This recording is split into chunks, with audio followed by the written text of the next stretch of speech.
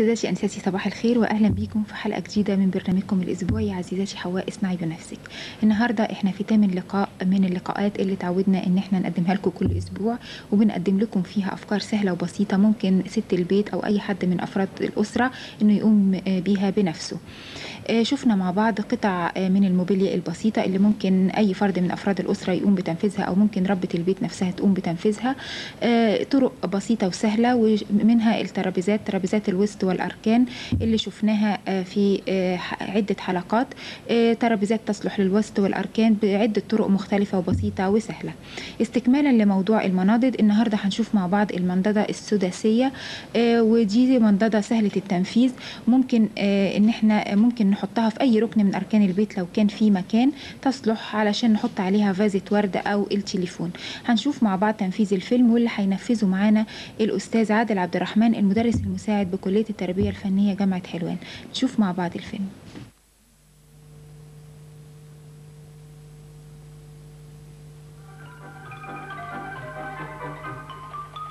دي المنضدة السداسية اللي احنا هنشوفها النهارده هنشوف خطواتها هتعمل ازاي. ودي ممكن ان هي تتحط في ركن من اركان المنزل تضفي لمسة جمالية، وممكن ان احنا نستخدمها في اي غرض اخر. هنشوف مع بعض دلوقتي مكونات المنضدة السداسية اللي اتكلمنا عنها. هي بتتكون من زي ما قلنا 6 أضلاع مستطيلة، طبعا بيتحدد الطول والعرض زي ما احنا عايزين. وبتتكون من شكل سداسي، كل زاوية فيه بتبقى 60 درجة طبعا عشان نقدر نكون الشكل السداسي. هنشوف مع بعض دلوقتي جزء ازاي بننفذه، وهنبدأ بالجزء العلوي اللي هو نوع من الخشب الأبلكاش عشان يبقى رقيق وينفع يناسب عملية الشغل عليه بالتفريغ.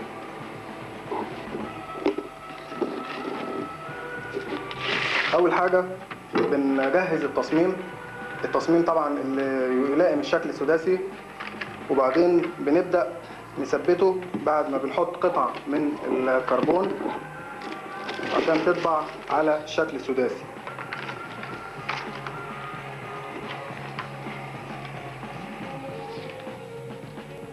بنثبته بأي لزاق أو مادة لازقة، وبعدين نبدأ نشتغل بالقلم الرصاص نضغط عليه لحد ما يطلع لنا التصميم.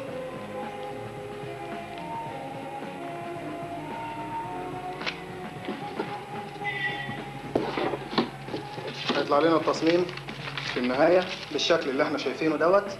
وبعدين أبدأ عملية التفريغ للمساحات اللي أنا حددتها ديت بالمنشار، أو بخرم الأول بالمنشار أو بالمسمار أو بأي أداة، وبعدين أبدأ عملية التفريغ.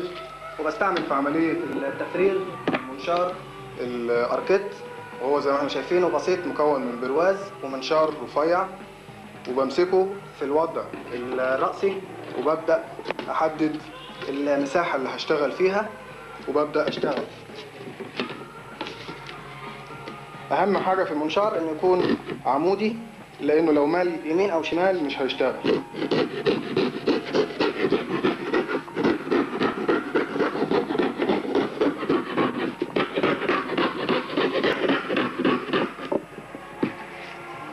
أهم حاجة إن أنا أتحكم في الدورانات بتاعته. هو منشار سلس يحتاج تدريب بسيط.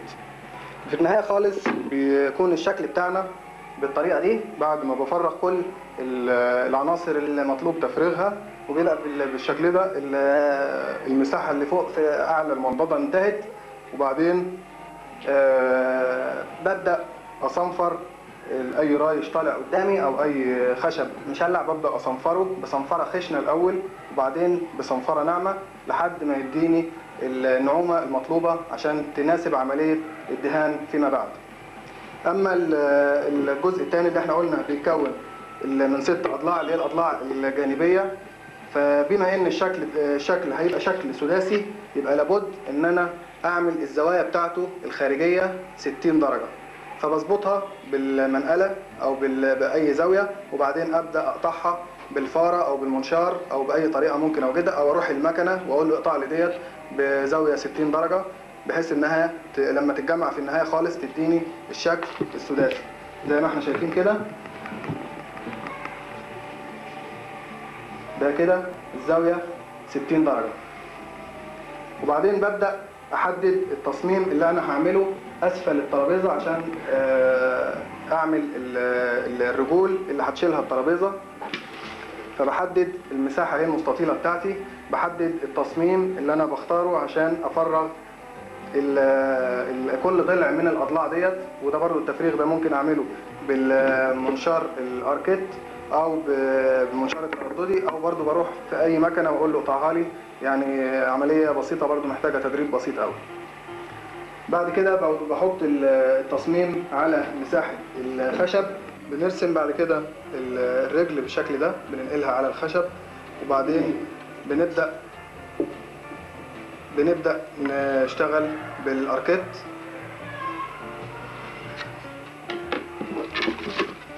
بالشكل ده.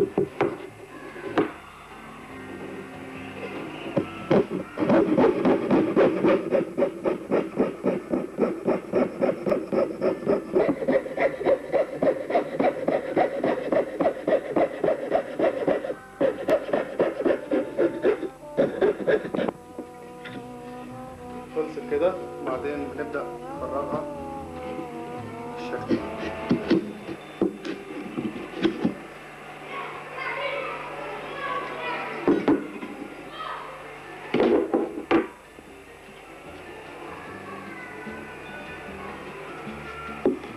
احنا عندنا 6 أضلاع بالشكل ده متفرغين. بنراعي كمان ان احنا بنعمل فريز علوي عشان نسقط فيه الجزء اللي احنا عملناه بالابلكاش. بعد كده المرحلة الأخيرة بنبدأ نجمع الترابيزة كل جزئين مع بعض. هنشوف بعد كده طريقة لزق الجوانب ال6 ببعضها. بنستعمل الغيرة الحمص، وبنسيحه في حمام مية دافية. وبعدين بنبدأ نملى الزاويتين.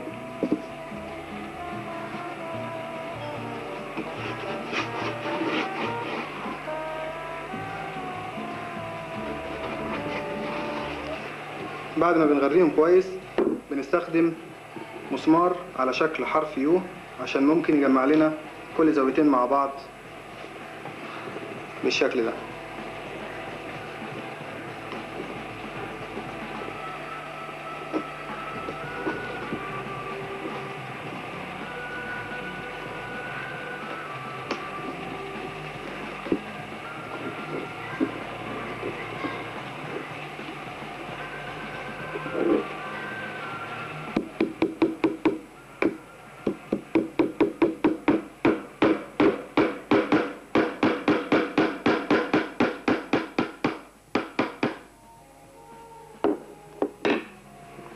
نفس الشيء من الناحية التانية.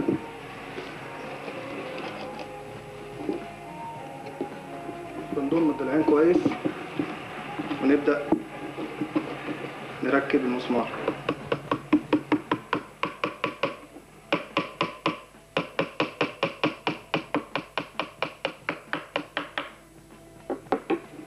بالشكل ده بنجمع ضلعين مع بعض.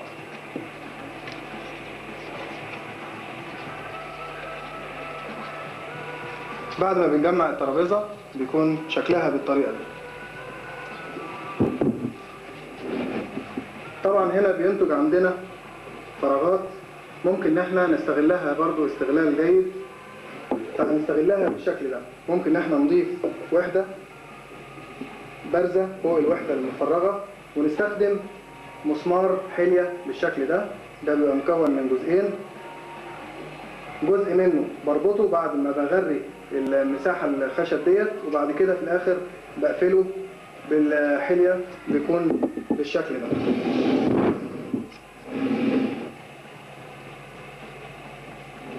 طبعا بعمل الحكاية دي في ال6 أضلاع. بعد كده بحط الوش اللي فوق بالشكل ده، بحيث انه يغطس داخل الافريز اللي انا عملته. ممكن ان انا في النهاية استخدم بنورة سداسية الشكل او دائرية، او استخدمها داخل المساحة اللي فيها التفريغ فقط، او اقوي قطعة الابلكاش ديت بمساحة اخرى احطها تحتها زي كده، لان طبعا هي بتبقى 3 مللي فبتبقى ضعيفة قوي، فممكن ان انا اقويها بمساحة ابلكاش تانية واحطها تحتها، وتستخدم في اغراض كتيرة وفي وظائف كتيرة. ممكن انها تضيف لمسة جمالية.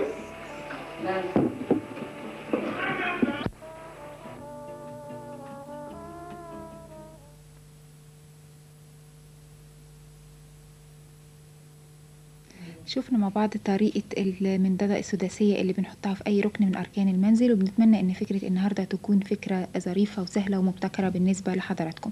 هنستكمل إن شاء الله الأسبوع اللي جاي دهان نفس المنضدة السداسية وأي شيء آخر ممكن ربة البيت عايزة تدهنه. هنشوف مع بعض الأسبوع اللي جاي طريقة لزق دهان الأسطر ولزق القشرة. مشاهداتي الأعزاء، بتمنى إن حلقة النهاردة تكون عجبتكم، وإلى اللقاء في الأسبوع القادم إن شاء الله.